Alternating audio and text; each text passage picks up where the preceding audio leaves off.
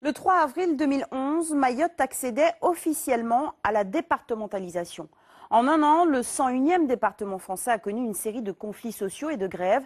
Mais le pacte de départementalisation a aussi permis aux Mahorais d'obtenir le versement du RSA ou encore l'alignement progressif de certaines prestations sociales. Retour sur cette année tumultueuse avec Toufaili Andjilani. Je lève en tant que doyen d'âge la séance. En ce jour du 31 mars 2011, il y a comme un sentiment de gâchis dans l'hémicycle Younoussa Bamana. Les tactiques politiciennes ont eu raison de la belle unité affichée quelques mois auparavant pour voter oui au statut de département. Mais c'est bien ce jour-là qui figure dans l'acte de naissance du 101e département français, un statut qui met fin à 50 ans de combats acharnés pour basculer Mayotte de l'article 74 à l'article 73 de la Constitution. En l'espace d'une année, le gouvernement étend par ordonnance un certain nombre de mesures à Mayotte visant à faire évoluer le système de protection sociale. Ainsi, l'allocation aux adultes handicapés ou encore l'allocation de solidarité aux personnes âgées ont été revalorisées. Mais d'aucuns considèrent que l'égalité sociale prévue seulement dans 25 ans dans le pacte pour la départementalisation est inacceptable. Les mouvements sociaux se multiplient, les frustrations sont nombreuses. La majorité du Conseil général dénonce notamment le RSA, le revenu de solidarité active à 25%. Il y a comme un parfum de malaise social dans le nouveau département, un malaise qui s'exprimera violemment en octobre et novembre 2011. Pendant 44 jours, la population a manifesté de la manière la plus radicale contre la vie chère. L'accession à la départementalisation a aussi été vécue comme une victoire pour une partie de la communauté mahoraise de l'Hexagone. Aujourd'hui, certains se sentent oubliés et même mis à l'écart par rapport aux autres ultramarins de l'Hexagone. Soufati Toumboudani, François Broge, Nordin Ben Smail. Les 20 années passées dans ce quartier de Marseille n'y changent rien. Swatianti Abdou ne quitte jamais son habit traditionnel. Ici, au fil du temps, cette femme au foyer a su tisser un réseau d'entraide avec ses voisins de palier. Elle n'a en revanche aucun lien avec les autres Français originaires d'outre-mer. Je pense que c'est un problème de religion. Nous ne partageons pas la même avec les autres ultramarins. Nous n'avons pas non plus les mêmes caractères. D'ailleurs, dans ce quartier, à part les Mahorais, il n'y a pas d'autres Domiens. S'il y en a, je ne les connais pas. Par contre, je connais les Comoriens qui vivent ici, les Anjouanais et les Moéliens que je fréquente. Autre lieu, autre style de vie. En région parisienne, Shamsia Kansel Bakar se fond facilement dans la masse, tout en restant mahoraise jusqu'au bout des ongles. Cette étudiante dynamique qui côtoie tous les milieux, toutes les communautés, estime qu'il y a une différence de traitement entre les Mahorais et les autres ultramarins. Je pense que les Mahorais doivent, eux, s'imposer beaucoup plus. Et montrer que ils ne sont pas plus différents que ça et que les ultramarins, voilà, il y a plusieurs cultures et qu'il n'y en a pas une qui prévaut, il n'y en a pas une qui est supérieure à l'autre. Ouverture aux autres pour la nouvelle génération, un certain repli communautaire pour les aînés. Ils sont 12 700 à vivre dans l'Hexagone, soit moins de 4% de la population ultramarine de métropole. Les Mahorais souffriraient d'un manque d'un réseau national influent à l'image des autres Domiens. Il n'y a pas de personnalité suffisamment charismatique au niveau national pour parler de Mayotte et, j'ajouterais, pour faire aimer Mayotte. Faire aimer Mayotte, Shamsia Kansel Bakar y contribue à travers son engagement dans le milieu associatif.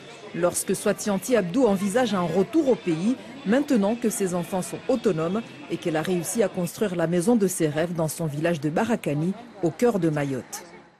Et nous recevons ce soir Atoumani Kamaldine, le responsable communication de la Fédération des associations mahoraises de métropole. Bonsoir. Bonsoir. Un an après, diriez-vous que la départementalisation a été bénéfique pour Mayotte ? Oui, d'un certain point de vue, bien évidemment. Nous avons gagné sur le statut juridique qui est maintenant qui pose les bases d'une sécurité juridique qui permettra ensuite de pouvoir envisager l'avenir de manière un peu plus sereine. Voilà. Est-ce que, selon vous, les Mahorais n'ont pas placé trop d'espoir ou trop d'attentes dans ce changement de statut ? Vous savez, après 50 ans de combat, il est tout à fait légitime que les espoirs soient très forts. Simplement, bon, aujourd'hui, il y a ce statut qui nous érige maintenant en tant que département. Et on attend simplement les mêmes droits, peut-être pas dans un horizon de 25 ans, puisque c'est quand même long, mais on espère le plus rapidement. Bon, pour l'instant, on voit les difficultés, ça on les a vues tout de suite. Maintenant, on aimerait quand même voir aussi. Quand vous parlez de difficultés, est-ce que vous faites un lien direct entre la crise sociale et la départementalisation? Oui, bien évidemment, puisque si vous voulez, pendant cette crise sociale, les gens ont pensé, peut-être à tort certainement, que maintenant qu'on était département, que les choses pouvaient se résoudre beaucoup plus facilement pour l'État, notamment intervenir, régler la question de la cherté de la vie, etc. Donc on a été quelque part, on est resté un peu sur notre faim, voilà. Donc c'est là un peu la déception, elle est là, si vous voulez, en retour de l'amour qu'on a manifesté à la France, on a eu les matraques, les gaz lacrymogènes, etc., alors que les gens manifestaient de manière très pacifique dès le départ. Voilà. Atoumani Kamaldine, vous restez avec nous, on revient dans un instant, on va encore parler de Mayotte qui doit faire face à un autre problème de taille, celui de la malnutrition. Médecins du Monde vient de publier un rapport alarmant sur la malnutrition infantile dans l'île.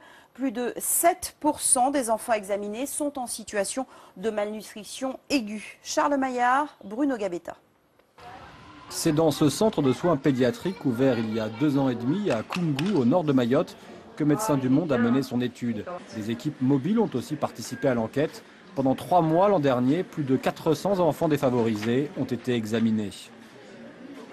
Nous relevons près de 7% de malnutrition aiguë, sévère et modérée, ce qui est complètement inacceptable pour un département français, puisque ce chiffre renvoie à une situation de précarité nutritionnelle. Pour expliquer cette situation préoccupante, Médecins du Monde dénonce le manque de moyens des PMI, les centres de protection maternelle et infantile, et la lutte contre les populations clandestines. Dans un contexte où près de 21 000 expulsions l'année dernière montrent une pression importante sur des personnes qui vivent dans grande précarité, notamment des personnes venant d'Anjouan, ce constat entraîne une difficulté d'accès aux soins des parents et donc des enfants, avec un contexte où la prise en charge des soins est payante pour les personnes en situation irrégulière. Au gouvernement, on assure que des dispositifs existent pour prendre en charge les enfants en situation irrégulière.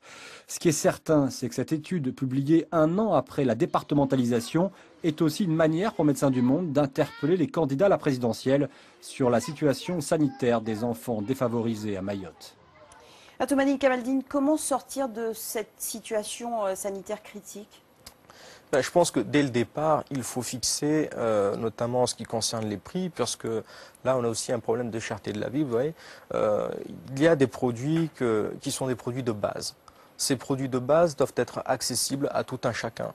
Et lorsque les gens ne sont pas en mesure d'y avoir accès de par leurs moyens financiers, c'est à l'État de garantir leur accès. Ouais. Alors on sait pertinemment que les élections présidentielles ne vont pas changer le statut de Mayotte, mais est-ce que vous attendez quelque chose de particulier du prochain président? Oui, on attend un signal fort. On attend un signal fort qui répond particulièrement au problème de cherté de la vie, qui répond également, répondre également au problème de l'indexation. Voilà, que les fonctionnaires de Mayotte aient le même statut que les autres fonctionnaires des autres DOM. Après tout, ça, je pense que ici, c'est simplement respecter le principe d'égalité de traitement des fonctionnaires.